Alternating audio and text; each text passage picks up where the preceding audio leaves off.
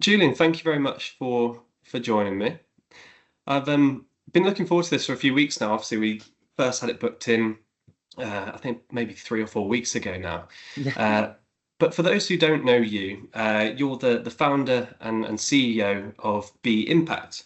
And from what I understand, Be Impact is essentially a learning platform that enables corporate employees to teach what they learn to individuals around the world that may not otherwise have access to that level of training and education. So obviously that's a very brief overview of who you are as an individual, but also who Be Impact are. So I was hoping that you could maybe expand for me about who you are as an individual and what Be Impact is aiming to achieve. Yeah, thanks, Josh, also for having me here today. And I think with regards to Be Impact, that was already a really good introduction.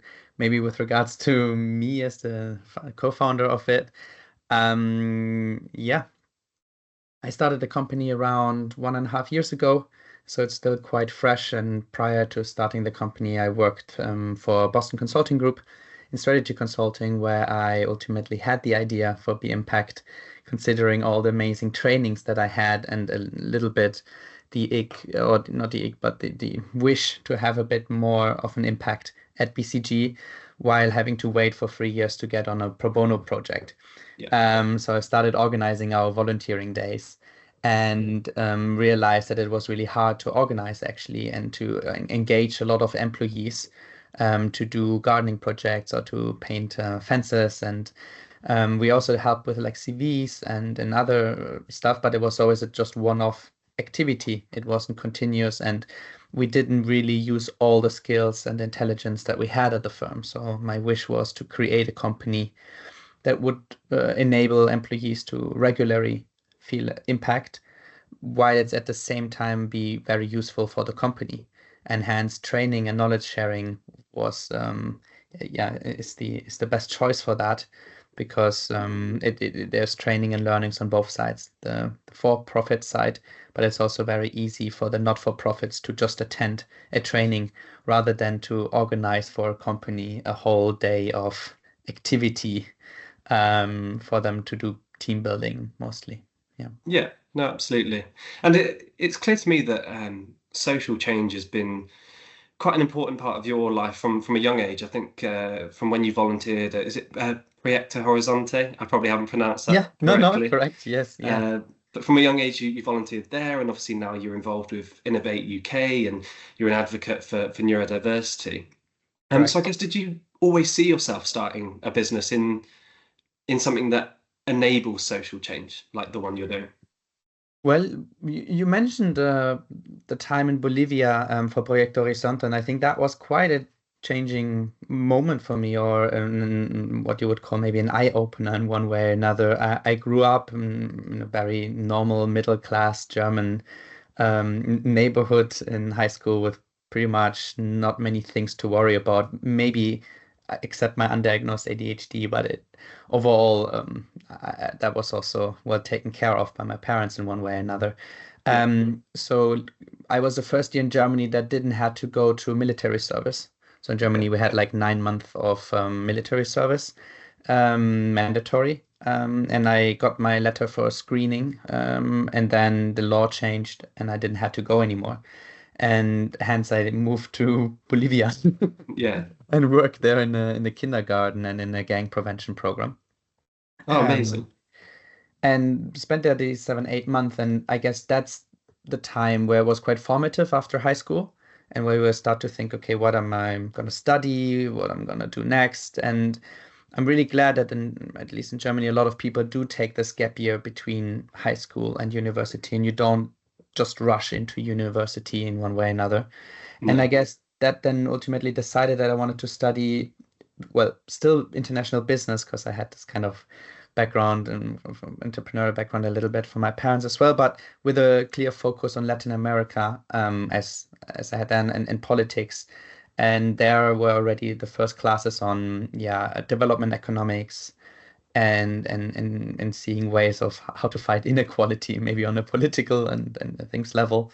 And Yeah. that then translated later on this interest in that continued, and as part of this undergrad study, I then also lived in Brazil, in Sao Paulo, and Oh, amazing.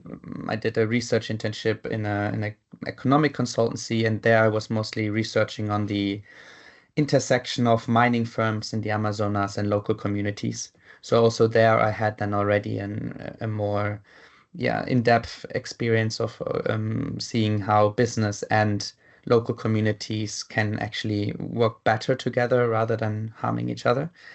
Um, and then after that, I also had some time I studied international development at the LSE. And also there I had a bit of a clear focus on these topics then. The entrepreneurship society that I was part of. I think I won a hackathon on how to store property rights for displaced people in conflict zones in the blockchain back then still.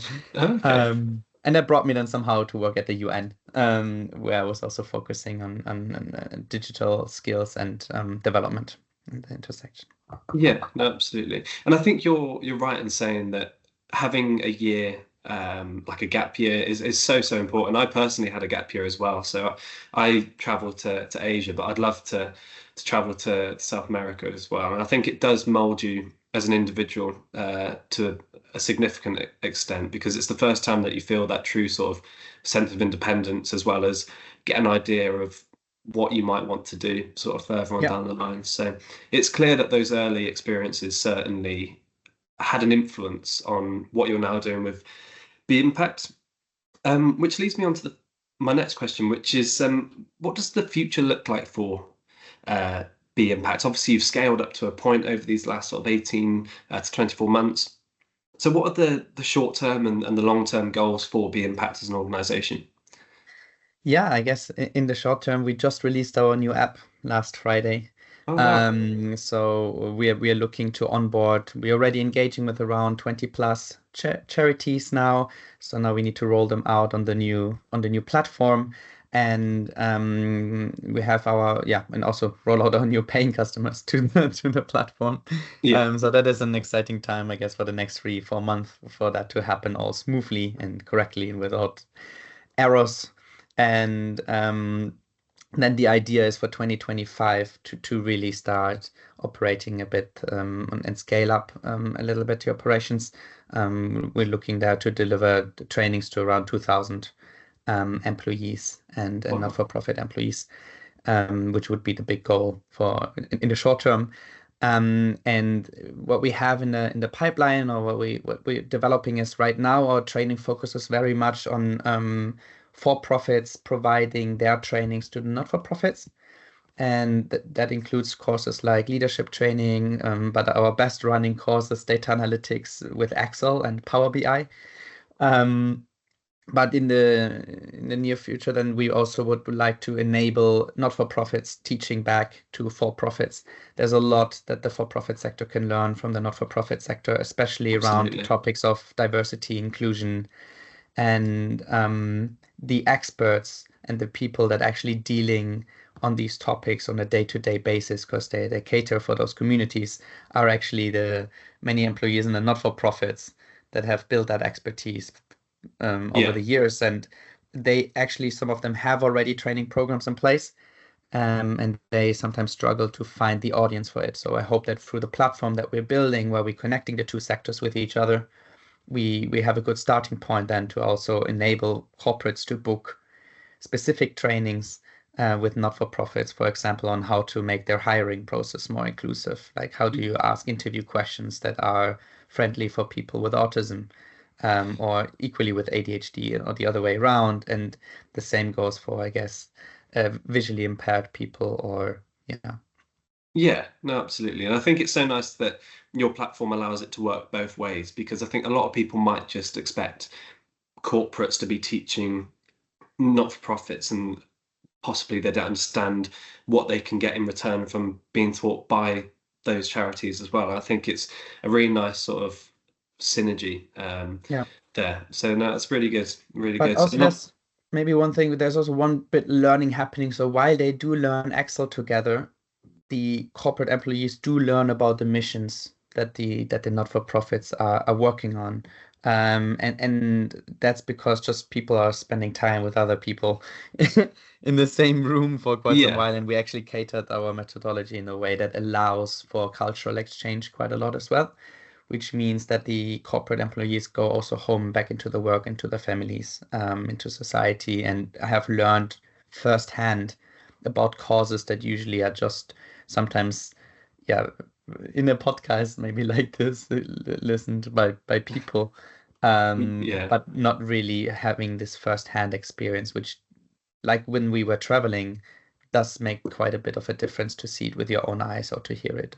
It makes a huge difference because obviously you see, so from my perspective, I see places like Vietnam and India and all these different places on TV, but you don't quite get an understanding for the culture and the way people live and the way people are, rather than just being there and speaking to individuals. So I think it's such an important thing for everyone to learn and not just be in this sort of cocoon of your own sort of existence in terms of, yeah, in terms of the Yeah, I business guess they're in. broadening the horizon is really big part of the mission here as well, like getting people out of their traditional way of thinking and see how we can expand that, which hopefully fosters also creativity, motivation, and all other things that come with that. Absolutely, absolutely.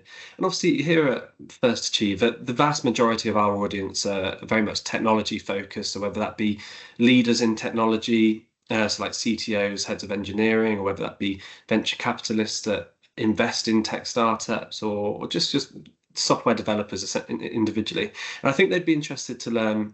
Obviously, you're looking to scale the impact. And what technologies do you think? What do you see contributing to the future of the impact? What are you looking to integrate?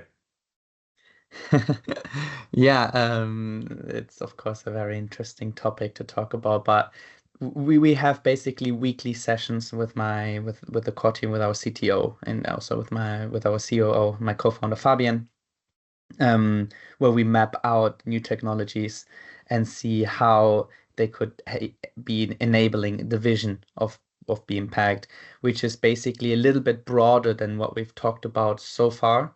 So Okay. our broader vision is really to create a society where people are equipped with the knowledge, the skills, but also the network they need in order to make this world a better place. Yeah. And for that to happen, knowledge exchange on one end is the right thing, but also we need to further think about how we can connect people. Um, and doing that in the easiest ways, there is a variety of things that we're looking at, but we also can't get too distracted by them if they're not a core priority right now. So I guess from our point of view, we're observing everything that's happening in the large language model space, in the AI space. Um, I guess there's really exciting new ways of actually how to do bookings, how to make it as easy as possible for people to yeah, integrate activities like ours into day-to-day um, life or in their day-to-day work life, which means that scheduling all these kind of activities that are boring and time-consuming hopefully can be done quite automated in the future, Yeah. maybe even just with a text command like, hey, I want to do I want to provide this training. Can you help me with this? The same goes for the content creation. There's really exciting solutions where you just text in the skills that you do have and to design a 2-hour training course around that.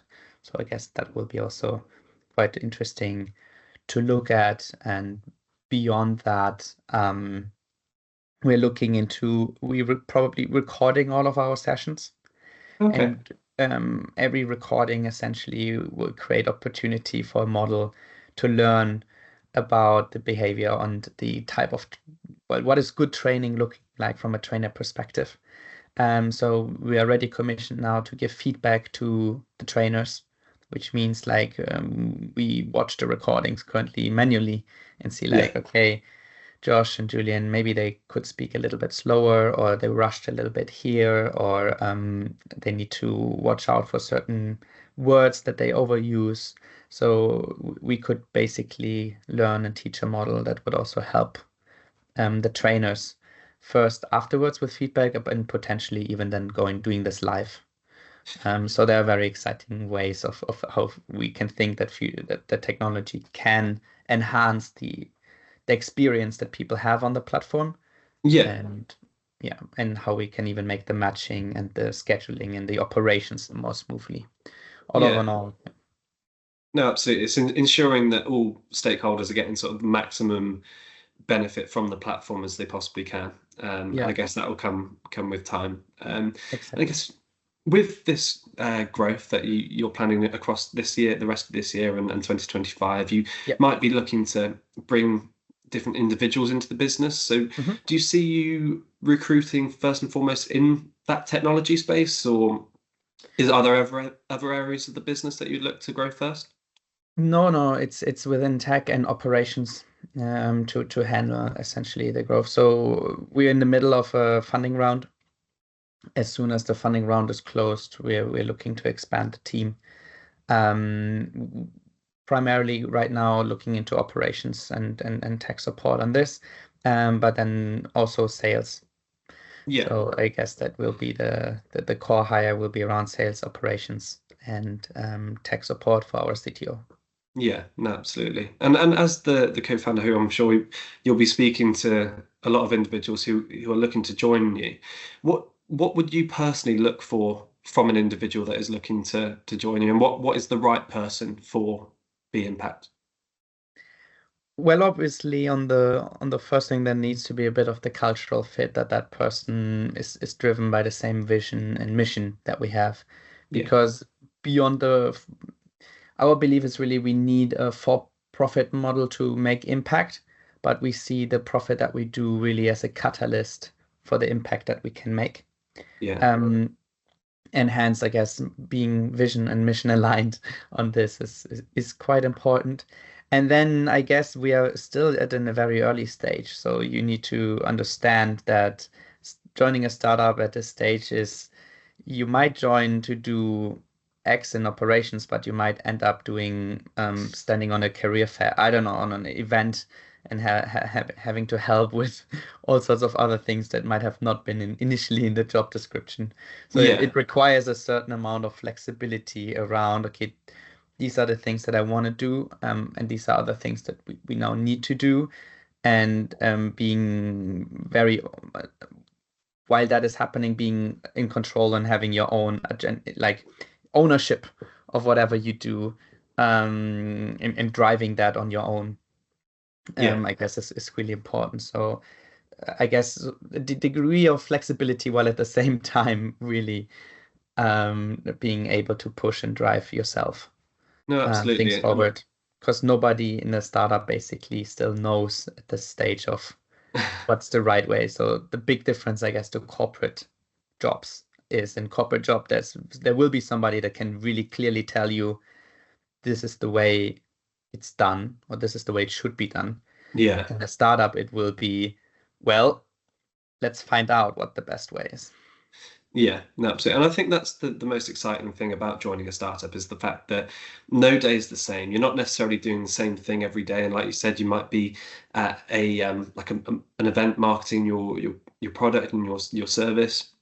Um, I think you have to wear a lot of different hats within a startup. So I think that's Yeah. probably the most exciting thing about joining a startup. So Yeah. And that's especially true for all the early hires. So everybody that joins at this stage, yeah,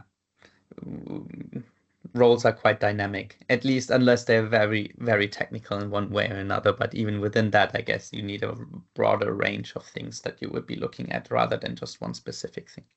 yeah, and you mentioned obviously cultural fit first and foremost, and I think that's such an important thing in terms of this stage of a business, this scale up stage, because one bad hire from a personality perspective can really sort of demoralize sort of the motivation of other team members. It can sort of hinder innovation and growth, and it can just sort of bring everybody down. So I think finding the right person from that point of view first and foremost is arguably the most important thing. Um, Well, it is, but yet the funny thing is, do you already have a company culture, you know? Being like three, four, five people, like how is that even shaped? So I guess every Yeah. single person that comes in is also still very much part of building the culture at the Yeah, same time. shaping that culture. Because the people that they are gonna hire, etc. I guess the person you're working with is most importantly currently the culture more or less Yeah, no, until it absolutely. gets to an and grows into an organizational level. Yeah, perfect. Um, so all entrepreneurs have their challenges when starting a business, and you often find these individuals credit their creativity, their drive, their resilience, whatever it might be, to a certain set of personal attributes. Obviously, you've got Richard Branson, the founder of Virgin, who has dyslexia, and you've got Bill Gates, who's noted to have had ADHD. And you spoke a few months ago at the London School of Economics about ADHD and having ADHD. So my question is, how do you feel having ADHD has contributed firstly to starting Be Impact, and secondly, how do you feel ADHD has sort of proven to be a strength in terms of entrepreneurship? Yeah, a really good question. With regards to Be Impact, I think people with ADHD have a very strong sense of empathy and a really strong sense of equality, or in that sense also inequality. And hence, I guess once this experience happened in Bolivia, that didn't let go of me in terms of, okay, there is something in society or things that can be done better. And there was this guiding path that was working towards this. And then the other thing that comes with ADHD is this very strong curiosity in anything that is new and exciting in one way or another. So throughout the years, I guess I was involved in a variety of different interests that I was exploring and looking deeper into. And that means that it's very cross-functional in one way or another. Like I was very interested in business, but at the same time, I was very interested in policy making and development work. And I never been just doing the one thing. And I think that's the strength in terms of being a very broad generalist rather Yeah, than um, hyper focus in just the one thing. And having this broad interest and being able then to draw conclusions between them and seeing the connections and the bridges, I think that what was or is what enabled me then to see that there is actually this gap that could be closed in training, and how to build this bridge between the two sectors through a common thing that is training that I observed through my experiences in a not-for-profit sector, through my experience at researching digital skills at the UN, and then my practical work experience at Boston Consulting Group. And I don't think you would be able to make this connection between those two, three, unless you actually worked, experienced, and lived those experiences in all three sectors. yeah, And I guess that is part of what maybe a few other people with ADHD experiences, that you do have this more broader interest, and that you yeah, and that you are able to see those bridges and connections in ways that maybe sometimes take a bit longer with neurotypical people. um so I guess that is on how Be Impacted influenced. And then for running Be Impact, you mentioned earlier you need to have different heads. yeah. Yeah, so this year or the last year, I learned, yeah, I learned how to create my own website. I learned how to code.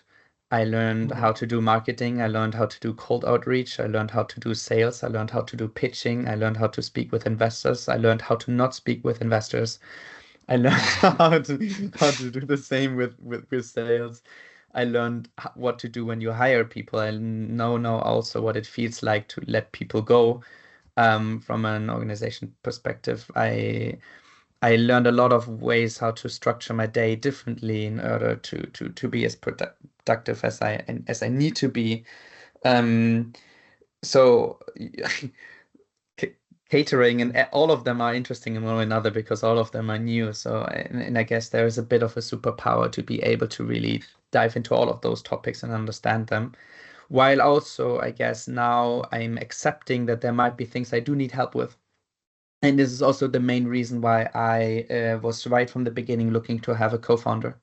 Yeah, And my co-founder is in that sense a bit different from a character than me. He's more he's an engineer in background, and um, as such has a little bit of a different personality towards these things, and there's a good balance between the two of us with regards to approaching things. Yeah. Yeah, no, absolutely. You both have strengths that the other person doesn't have, maybe. I Yeah. think that's the best way to start. And Yeah. you mentioned to me that you only truly understood the impact of ADHD sort of a couple of years ago. So what I'd like to know is what was the light bulb moment for you? And how has this understanding impacted both your professional and personal life? Like we've mentioned, like the positives that ADHD can bring in terms of running a business, but is there any ways that you feel it hold you back in any way, or what's the situation there? Yeah, so well, I only learned about ADHD like 2 years ago. And it was during we had a Neurodiversity Awareness Month at BCG back then. And I was listening in into some of those classes, and I was like, oh, that's interesting. I could identify myself with some of the things that were said there. And then we were at a corporate event with some colleagues, and then one of my colleagues came after the event to me or during the event and was like, "Hey, Julian, so me and the other colleague, we have ADHD," and it was almost more like, "And we believe, Julian, you might you might as well have." And then and this kind of triggered a 2 or 3 hour discussion after the event where we actually went through a few things that we potentially struggled with at the corporate job, and once project got too long or things didn't get as exciting anymore, to go into longer term repetitive tasks or administrative tasks that don't that are not really exciting. I guess that's the main struggle around these things. Yeah. Um, Having these intense moments of hyper focus, which meant that I did get a whole weeks of work done in one night, but it Mm. also meant that the next day I was incredibly tired because I was awake till like 5 a.m. finishing this Excel analysis and this on the spreadsheet. But the corporate life also makes you start working at 8:30 or 9, Yeah. despite the fact that you did all of that work outside, in this kind of workout. So there's not yet this type of flexibility that would be needed in order to cater for that, and which I can do now. So now if I have a moment of high productivity, I know that I can just reschedule in the next morning, and I need my 8 hours of sleep, and then I can be also higher productive. So Yeah. that came all around 2 years, the understanding, oh, this is it. And then I seek the formal diagnosis. And with the formal diagnosis, I actually realized that I was diagnosed when I was 10 years old. Okay. So I had my first diagnosis actually as a child, and And did you not know about that? no, I didn't. Oh, okay. I know that there was a moment that my mom brought me to a doctor, and I guess she felt guilty in one way or another because those Panini stickers for the World Cup where you get the Yeah. sticker boxes, and so instead of just giving me one pack, she bought me the whole box. So at school, I suddenly had like all the That things essentially that would have been because my dream as a exactly, 10-year-old. and that's what I remember. I didn't remember much doctor, but I knew that I got this box. Yeah. And yeah, the result of that, I read it now at age of 30, what was then a 10-year-old boy, and it's astonishing that it's the same person. So all the things that were described there, all risk taking, being late, losing things, Yeah. uh, Losing things. Yeah. having difficulties holding back your thoughts when you are in an exciting conversation to let the other person speak. All those things, they were already there, and you just get to learn to adapt them throughout society. But that learning also requires a lot of masking. And I guess it was this masking that led, in my case, to this amount of hair loss in the back of my head, Okay. severe panic attacks, Yeah. and other struggles during my undergrad when I was top of the class after my first year in uni. And then as of second year, I wanted to hold that. And in order to hold that position and being quite competitive with the other students, then I was learning very different than the others. Like while they were in the library normal hours and went home at like 8 p.m., Yeah. I started being productive or starting to be able to learn and do all of this as of 8 p.m., which Yeah. meant that, yeah, that my body was at a high level of stress and I didn't notice it.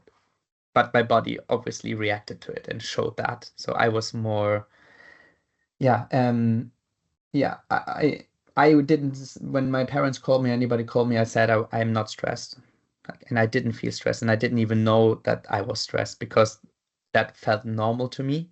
That Yeah. was then the way that I felt, yeah, that it always had felt in one way or another.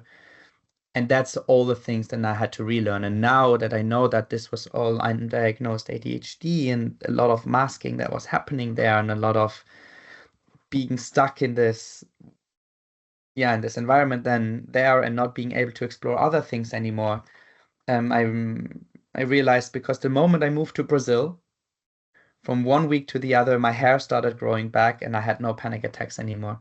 And that You're a was lot the more relaxed. moment, and that was the moment where I realized, oh, I'm not terminal ill with a heart condition or something like this, but this was actually mental health. Yeah. And I had no idea about mental health. Nobody in Germany talked about going to therapy or any of these kind of things. So I learned that probably the hard way Yeah. during that time, but I also know now that those kind of panic attacks are my superpower. So whenever I get even close to experiencing something like this, I know, oh, it's time to change something, and it's either an unhealthy relationship, it's an unhealthy work environment, or or any other problems with family and friends. Yeah. So You yeah, can rationalize it, and you have a greater understanding of what might be causing yeah, these behaviors, and I think that's really important. and And yeah. sorry, go on. No, and essentially I started curing them, then not curing, that's maybe the wrong word, but countering them with yoga and meditation and all sorts of other activities that I then got into to mediate my ADHD, not knowing that that was good for the ADHD type of thing, but Yeah. because I wasn't aware it was ADHD, it was just Yeah. like, okay, this feels good for me, and now I know that especially with ADHD, it's so important to actively take breaks and to have almost like a break activity, Yeah. which sounds Yeah. counterintuitive, but it's really like taking the time to for me to do yoga practice or taking the time actively and scheduling for it to do meditation and to actively unwind, let's say, the mind is a really important task. No, absolutely. So with yoga and meditation, obviously these are things like with anything, practice makes perfect. And I don't know anywhere near as much as I should know about the benefits of yoga and the benefits of meditation. And I've tried meditating before, but my brain's so active that I could never find myself truly Relax. Yeah. doing well. So what Yeah. advice would you have for me first and foremost? Because I think it is something that would benefit me a It's lot in terms of it sounds mental and probably physical health. more extreme than it should be, and hopefully there are ways that are less stronger there. But essentially, I went in Thailand to Vipassana, I think it's called. Oh gosh, I'm very bad with pronunciation of these things. It's a 10-day silent retreat. Wow. Um, and you are not allowed to speak, you're not allowed to communicate, you're not allowed to do sport. You sleep on a concrete bed and a wooden pillow. You wake up at 5 a.m. to a gong to do a first round of meditations, and then later you have an hour of yoga, yeah, an hour of Tai Chi, That's um, incredible. all combined with a quite strict fasting that you don't eat after 3 p.m. anymore till the next morning. Yeah. And what that did, and that initially I just went there because after the UN time, I just finished my master thesis. I worked probably Monday to Sunday through.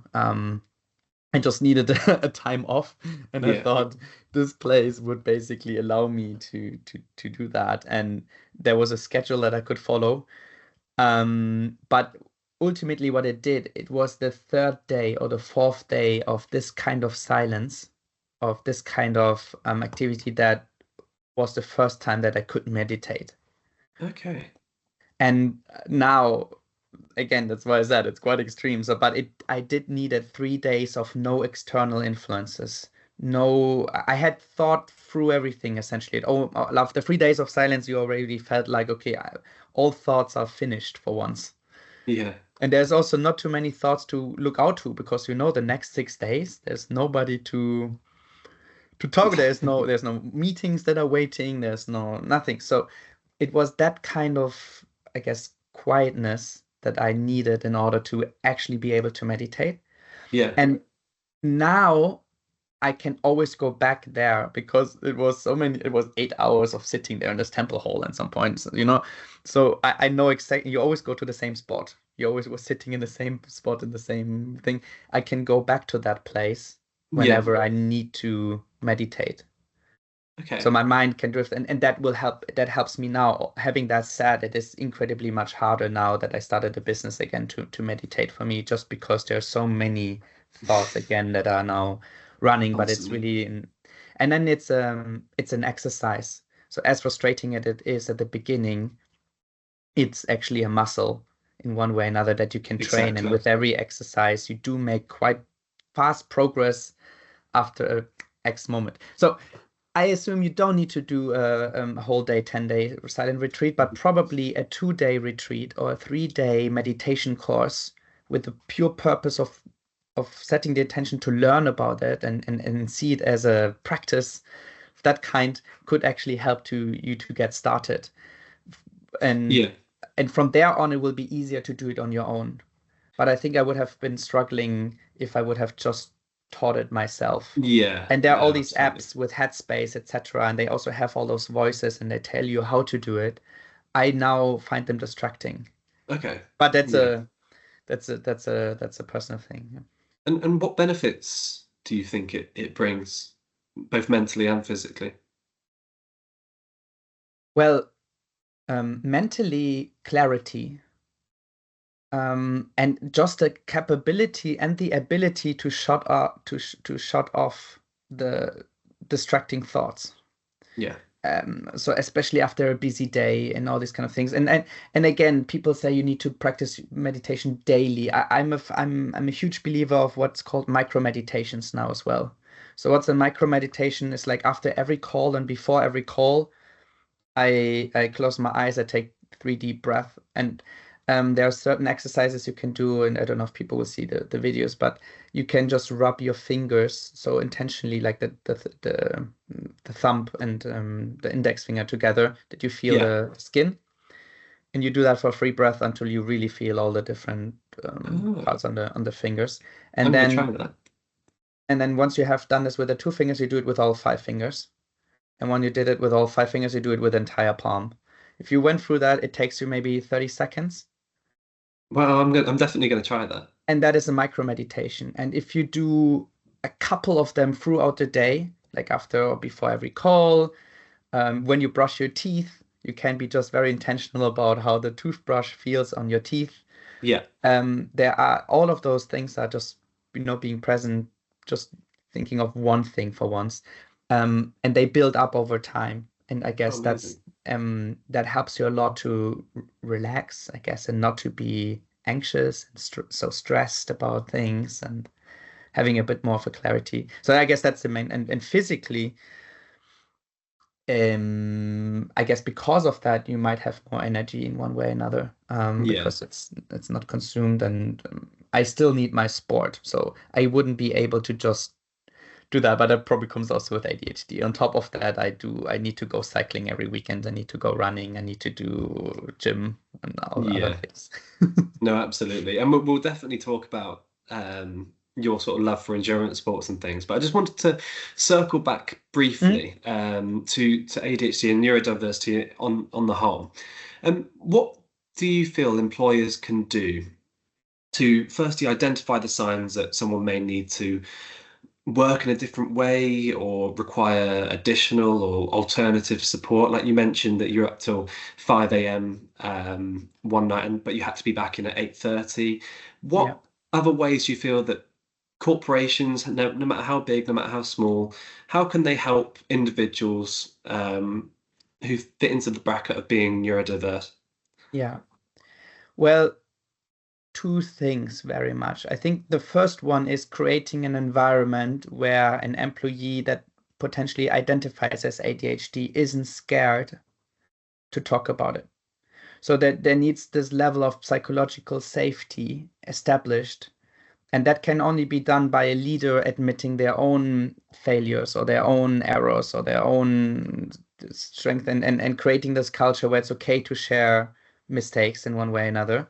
Yeah. But there needs to be room that I can go to my boss and say, well, I was awake till 5 a.m. last night and I did achieve all of this, but I can't, this is why I can't work tomorrow in this kind of way. So basically, I need to be able to admit my strength, but I need also to be positively able to share what I'm not good at. And this is now the responsibility then of the employee, though, to actually communicate that. So Yeah. the person with ADHD or that feels neurodiverse needs to feel safe to open up. And that's what the employer can do. But then it's the responsibility of the employee to actually also do that. And there's basically asking the questions or telling proactively to your boss, this is how I work best. Yeah. And I know this is how I can work best. And that might mean I can't start working before 11 a.m. Yeah. I can, but I won't be working my best, So it's more about this kind of the opening this kind of discussion and being open to it to see what works best for you. And that might be very individual. And there might be adjustments that are very easy to implement. Yeah. And Um, I guess it's about working together. Like you said, that it's partial responsibility of both parties there. It's the employer understanding that they need to create that environment where people on the other side can feel they can share how they work best, and you can then work together on a system or a way of working that benefits both parties. So yeah, whether that means regular breaks, whether that means finishing at a certain time, starting at a certain time, this is when I'm most productive. And I think as long as both parties understand it from that sort of yeah. level, then both parties can benefit. And then the support can also be established, and that the support can have various ways. It also just means that the roles can be adjusted. Like there are certain roles that are just not very suitable for people with ADHD. And there are roles that are probably very much suited for people with ADHD. So risk departments, as people say, or anything that requires a lot of creative thinking, coming up with solutions, but execution of things potentially over a longer period of time, or two operational things might be not the most or the best suitable role for a person with this. So even knowing when you hire already or within the hiring profiles, if we start thinking about these things as well, by default you can create teams that balance their strength and enhance to have that diversity within the team. And I'm a big fan of, like, there's certain things that I will never be good at, so I don't want to focus on trying to make them better. I rather No. focus all my energy on the things that I'm good at and getting even better in them, Yeah. and No, then get absolutely. help for all the other things. And if that means I have now a virtual assistant that helps me every morning with my emails and with my calendar and with my scheduling, that takes a huge load off from me that I can now use for productive things. And you can then concentrate on what you're best at and make sure that it's a bit like a football team. I know before we started, we were talking about the Euros and things, and Yeah, I think there's a reason why there's different positions on a pitch, and it's because that person is the best at that thing, whether it's defending, whether it's finishing, whatever it might, whether it's dribbling on the wing. You wouldn't ask someone like Cristiano Ronaldo to get really good at defending because that's yeah, just not what he's good at. So I think yeah, focusing all your time and energy into what you're good at and making sure yeah, you are the best you can be at that instead of worrying about maybe administrative tasks that aren't interesting to you and you're not going to be good at yeah. them. So So yeah, and what that means from an employer perspective is for both sides then to be open to say, oh, maybe this is not the right position, yeah, despite all the things that we tried. But maybe there is a position within the company that we're hiring for, or any reshufflings that are possible within the firm that then make you really happy yeah, no, and absolutely. everyone happy. And yeah. So. Absolutely. And I think that was a good time. Obviously, I just mentioned football there. I think that was a good time to sort of talk about your love for endurance sports. I know that about a month ago you did a 160-kilometer bike ride, which to me, I don't think I could do 16 kilometers at this stage. I started going to the gym about 9, 10 weeks ago now, and that's been really, really good. But I couldn't see myself doing that intense of a workout. But I guess where is your love for endurance sport come from originally? Um, well, I guess this comes a bit from my parents. I think my dad put me on the first time on the bike race when I was 6 years old. Okay. He's been always a big cyclist in one way or another. So I did this, and then in my childhood, I did play football a lot, but I also was always in the athletics team and was running and doing first running events. And then later in my youth, I did triathlon quite competitively. Wow. And then from when uni time started, I was a bit more getting into partying, etc. So that stopped a little bit more at that stage. And then Me too. but I never stopped cycling, I guess, in one way or another. And the beauty of it is really like we talked earlier about meditation. I'm a firm believer that sport is also meditation, of course, and that can be anything from team sports to playing music is also meditation. Um, but especially with cycling for me is as soon as I hit 2 hours on the bike and I'm outside London as well, which is really important. Like you don't see just city and all the city lights and all the distractions Yeah. of the city, the sounds, everything that's happening. You see nature again and you see Yeah. landscapes passing by. That has also again this very calming, relaxing thing, both on the eyes but then also on the mind where at that point you focus on, okay, I need to eat again, I need to drink again. How do I feel? You're in your zone, Yeah. um, and it doesn't allow much room for, oh, did I schedule that meeting for tomorrow? What else do I need to do? Yeah, so it again is a really good way to yeah, stop the No, I thoughts. agree. I absolutely do agree because I've noticed in these last 10 weeks that I've been going to the gym that for that hour and a half, 2 hours that I'm in the gym, that I'm not thinking about any stresses in my life. It's just I've noticed a noticeable change in my mood day to day, how well I can sleep. So I think raising your heart rate a little bit by doing sport, whatever it might be tennis, it might be going to the gym, it might be football, it might be cycling 160 kilometers. It might be yoga, Pilates, I don't know, whatever. It Could be can be really anything. anything. Could be Dancing. anything. But I think it's so important. You mentioned getting out of the city. Like obviously, I live in here in Manchester, and we're very fortunate to have the Peak District on one side, Oh, and then yes, it's a couple of incredible. hours north, we've got the Lake District as well. So I personally love going on hikes and Mm. just getting out because where I live, obviously, it's a lot of bricks and concrete and shops and whatever it might be. So I think I grew up in the countryside, so I think I'll naturally always be drawn to the Me too. countryside. Yeah. Yeah, No, absolutely. And then the endurance bit of it is probably just doing that for longer. yeah, yeah. So And you it's just mentioned like, earlier that you were competitive as well. Has that got a little bit to do with it as well?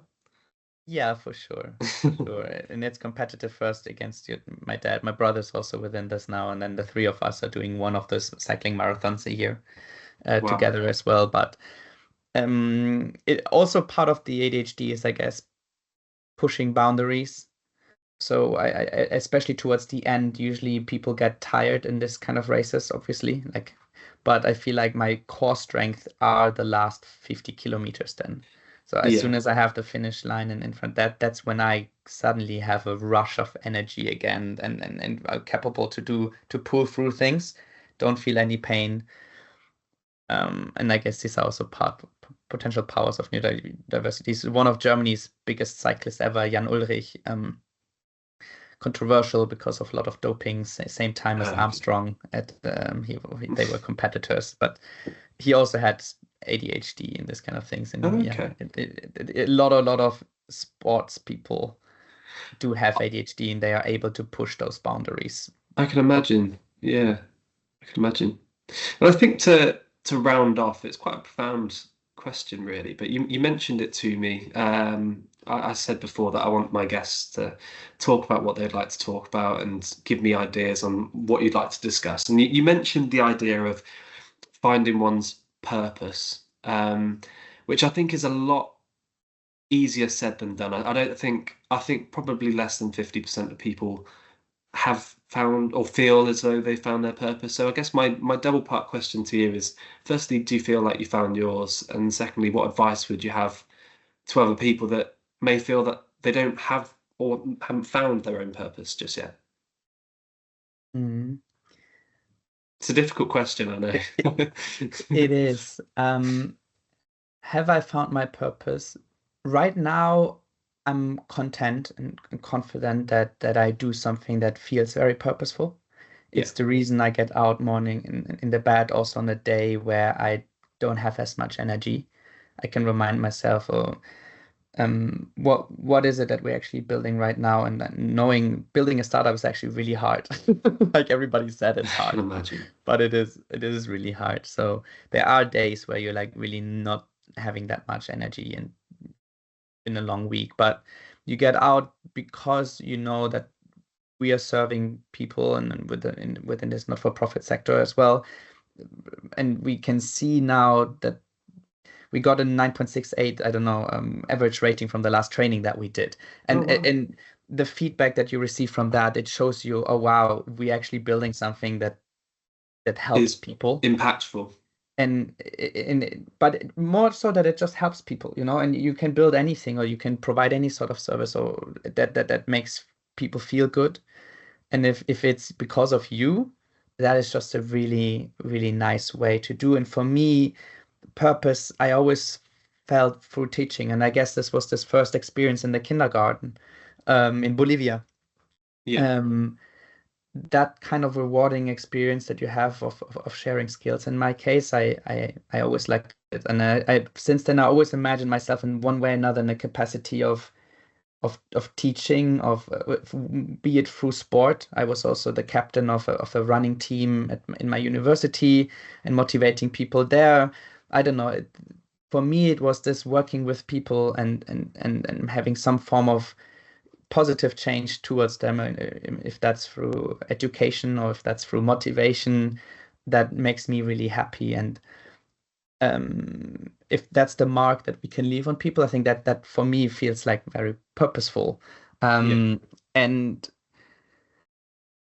every time I didn't feel that kind of way, I wasn't as happy and I hadn't had those energy, and I would then rather stay in bed instead of getting out if I didn't feel that kind of way. And finding yours is, I guess, being honest to yourself that the career that you're in right now, that the thing that you actually always thought you wanted might actually not be the thing that you always wanted.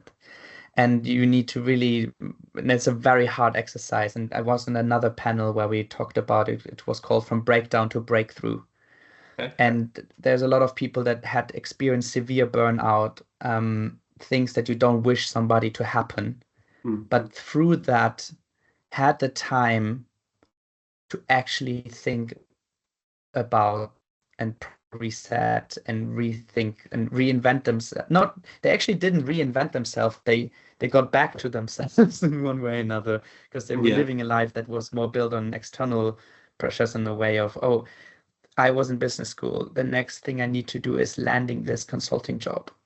Like if I don't do it, then that's a failure. So and then you achieve that, and then what do you achieve next? So uh, um it is really hard and it's not easy, but it's really like being honest to yourself and being yeah, to listen to what is it that you actually want to do, and can you do it then? So then we have all sorts of responsibilities suddenly as well. So you can't just say at age X, okay, I'm doing a full career change, but maybe you can. Yeah. Yeah. No, absolutely. Absolutely.